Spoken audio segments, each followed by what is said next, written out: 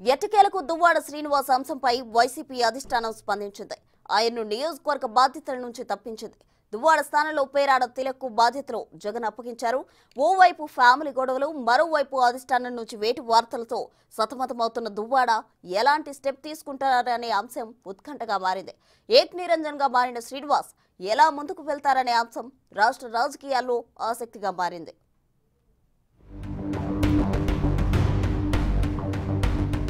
దువ్వాడ శ్రీనివాస్ ఒకప్పుడు ఆ పేరు అంత ప్రాచుర్యం కాదు. 2 సార్లు టెక్కలి నియోజకవర్గం నుంచి వైసీపీ అభ్యర్థిగా టికెట్ తెచ్చుకున్నా ఓటమి పాలయ్యారు. ఎమ్మెల్సీగా ఎన్నికైన తరువాత కొందరికి మాత్రమే తెలిసిన దువ్వాడ జనసేన అధినేత పవన్ కళ్యాణ్ పెళ్లిపై వివాదాస్పద వ్యాఖ్యలు చేసి సంచలనంగా మారారు. ప్రతి టీవీ చర్చల్లోనూ పవన్ పై విరుచుకుపడి ఒక్కసారిగా రాష్ట్ర వ్యాప్తంగా ఎస్టాబ్లిష్ అయ్యారు. ఇటీవల కుటుంబ కలహాలతో రచ్చకెక్కిన శ్రీనివాస్ పై పార్టీ అధిష్టానం వేటు వేసింది. ఓవైపు ఫ్యామిలీ ప్రాబ్లమ్స్, మరోవైపు ఆర్థికంగా ఇబ్బందుల్లో ఉన్న దువ్వాడను పార్టీ నిర్ణయం మరింత కుంగతీసిందనేది రాజకీయ వర్గాల టాక్. భార్యతో కొన్నేళ్లుగా విభేదాలున్నా దువ్వాడ రాజకీయంగా నెట్టుకొస్తూ వచ్చారు. తన భర్తకు టికెట్ ఇవ్వొద్దని, ఆ స్థానంలో తాను పోటీ చేస్తానంటూ వాణి ఏకంగా జగన్ వద్దే చెప్పారు. అప్పట్లో వారితో మాట్లాడి పరిస్థితిని జగన్ అదుపులోకి తెచ్చారనే వార్తలు గుప్పుమన్నాయి. ఇటీవల ఓ ఇంటి విషయంలో వాణి భర్తపై తీవ్ర ఆరోపణలు చేశారు. దివ్వెల మాధురి అనే మహిళతో ఆయన సన్నిహితంగా మెలుగుతున్నారంటూ బాంబ్ పేల్చారు. అంతేకాదు కుమార్తెతో కలిసి తమకు రావాల్సిన వాటా ఇప్పించాలంటూ పోరాటం చేశారు. దీంతో ఒక్కసారిగా దువ్వాడ ఫ్యామిలీ రోడ్డున పడే పరిస్థితి వచ్చిందని ఆయన సన్నిహితులే చర్చించుకుంటున్నారు. వైసీపీ మహిళా నేతగా ఉన్న దివ్వెల మాధురి కూడా వాణి ఆరోపణలపై ఘాటుగా స్పందించారు. తమ మధ్య స్నేహపూర్వక సంబంధమేనంటూ సమాధానమిచ్చారు. అక్కడ్నుంచి జరిగిన ప్రతి అంశం వివాదాస్పదంగా మారి అటు శ్రీనివాస్ తో పాటు ఇటు మాధురి కుటుంబం పైన తీవ్ర ప్రభావం చూపింది.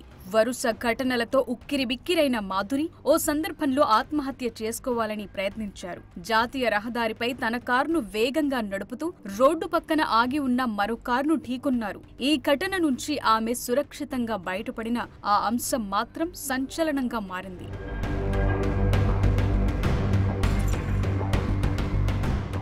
మరోవైపు తనకు డబ్బులు ముఖ్యం కాదని, దువ్వాడ స్నేహమే కావాలంటూ మాధురి చేసిన వ్యాఖ్యలు మరింత హీట్ పెంచాయి.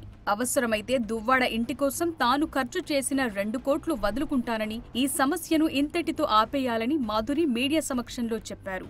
దువ్వాడ వాణి మాత్రం కొన్ని కండిషన్లను భర్త ముందు పెట్టగా ఆయన వాటిలో కొన్నింటికి అంగీకారం తెలిపారు. 2-3 అంశాల్లో మాత్రం శ్రీనివాస్ నో అన్నారనే వార్తలు వినిపించాయి. నాడు దువ్వాడ శ్రీనివాస్ అంశంపై వైసీపీ అధిష్టానం ఎలాంటి జోక్యం చేసుకోలేదు. అటు ఆయన్ను సపోర్ట్ చేయటం కానీ, దీనిపై సమాధానం చెప్పాలని కానీ అడగలేదు. స్థానిక సంస్థల ఎన్నికల సందర్భంలో దువ్వాడ అంశం ఆయన వ్యక్తిగతమని వైసీపీ అగ్రనేత వైవి సుబ్బారెడ్డి అన్నారు.